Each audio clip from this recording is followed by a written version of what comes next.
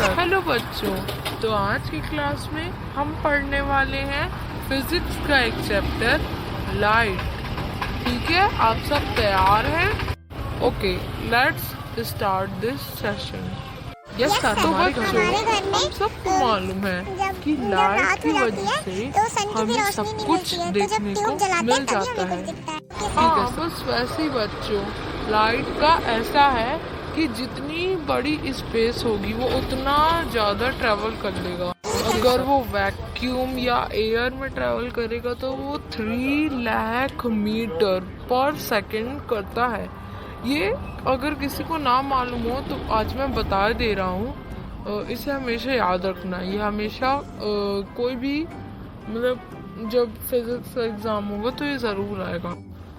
तो बच्चों, क्या कोई मुझे बता सकता है कि लाइट किस पाथ में ट्रेवल करता है? सर, हाँ, लाइट एक स्ट्रेट पाथ में ट्रेवल करता है जिसको बोलते हैं रेक्टिलिनियर प्रोपगेशन ऑफ लाइट। ठीक है मोनू, एकदम सही बोला। Clap for Monu. तो बेटा, लाइट के 2 सोर्सेज होते हैं। एक होता है नेचुरल और एक होता है आर्टिफिशियल या फिर मैन मेड। सर, क्या मैं बता सकता हूँ मुझे नेचुरल सोर्स क्या होता है? जो नेचुरल सोर्स ऑफ लाइट होता है सर, उसमें जैसे कि जो पहले से ही बनी हुई चीजें होती हैं और जो वो हमें लाइट देती है अपने से, उसको कहते हैं नेचुरल सोर्स ऑफ लाइट। बिल्कुल सही। जैसा कि अभी मोनू ने कहा। रशीदा, क्या तुम भी सुन रही हो? ओके, तो सब लोग ध्यान से सुनो। नेचुरल सोर्स ऑफ लाइट वो होता है जो पहले से ही अपन की अर्थ में या कहीं पे भी बना होता है और वो हमें लाइट दे अपने से, तो उसे कहते हैं नेचुरल सोर्स ऑफ लाइट। अच्छा, मुझे आर्टिफिशियल या फिर मैनमेड सोर्स ऑफ लाइट कौन बताएगा? आप बोलो Rashida. Manmade source of light में जो इंसानों ने बनाया है खुद से, उसको कहते हैं जैसे कि ट्यूब लाइट, बल्ब, और जो रोशनी भी हमें देते हैं। यस, तो जैसा कि अभी रशीदा ने कहा कि आर्टिफिशियल या फिर मैनमेड सोर्स ऑफ लाइट वह होता है जो इंसानों ने बनाया है, पर उससे भी हमें लाइट दिखती है। मतलब सब चीजें दिखती है, सब ऑब्जेक्ट्स दिखते हैं, जैसे कि ट्यूब लाइट, बल्ब और ऐसे ही। सर, मैं नॉन ल्यूमिनियस लाइट बताऊं और नॉन ल्यूमिनियस कौन बताएगा? और बताओ, non luminous source of light वो है जो luminous source of light emit नहीं कर पाते हैं और वो ल्यूमिनियस ऑब्जेक्ट का मदद लेते हैं लाइट पहुंचाने में, या फिर हम उन्हें देख पाएं, इसके लिए वह ल्यूमिनियस ऑब्जेक्ट का हेल्प लेते हैं। बिल्कुल सर, तुम दोनों ने आज गजब कर दिया। बहुत अच्छा बोला और एकदम सही बोला। अच्छा, अब आती बात सोलार एक्लिप्स और लूनार एक्लिप्स का। किसी को क्या मालूम है? ठीक है, तो मैं तुम लोग को बताता हूँ।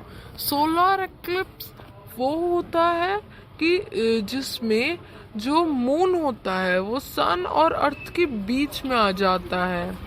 ठीक है, तो ये समझ में आ गया। और लूनार एक्लिप्स वो होता है जिसमें अर्थ सन और मून के बीच में आ जाता है। ठीक है, मैं रिपीट करता हूँ। ठीक है बच्चों? यस सर, मुझे सोलार एक्लिप्स वो होता है जिसमें मून सन और अर्थ के बीच में आ जाता है, और लूनार एक्लिप्स वो होता है जिसमें अर्थ मून और सन के बीच में आ जाता है। ठीक है बच्चों, क्या ये क्लियर है? ओके बच्चों। अच्छा, अब मुझे अम्ब्रा और पेनम्ब्रा कौन बताएगा? हाँ रशीदा, बताओ।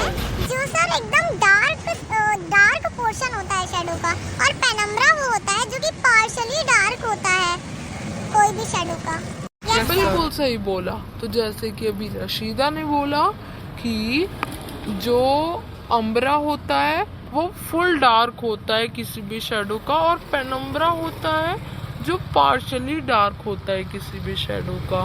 ठीक है बच्चों, अंडरस्टूड। अब आती है बात ट्रांसलूसेंट मीडियम, ट्रांसपेरेंट मीडियम और ओपेक मीडियम की।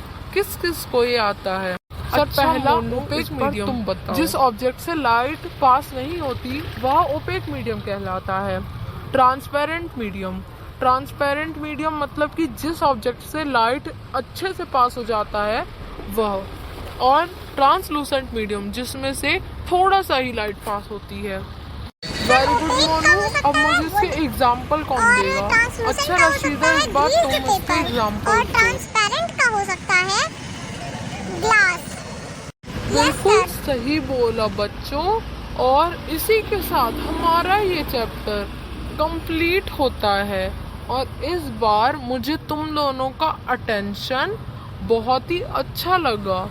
और इसी के साथ ये सेशन भी एंड होने जा रहा है। Thank you. एक सेकंड बच्चों, किसी को क्या कुछ डाउट है? थोड़ा सा क्लियर नहीं हो रहा है।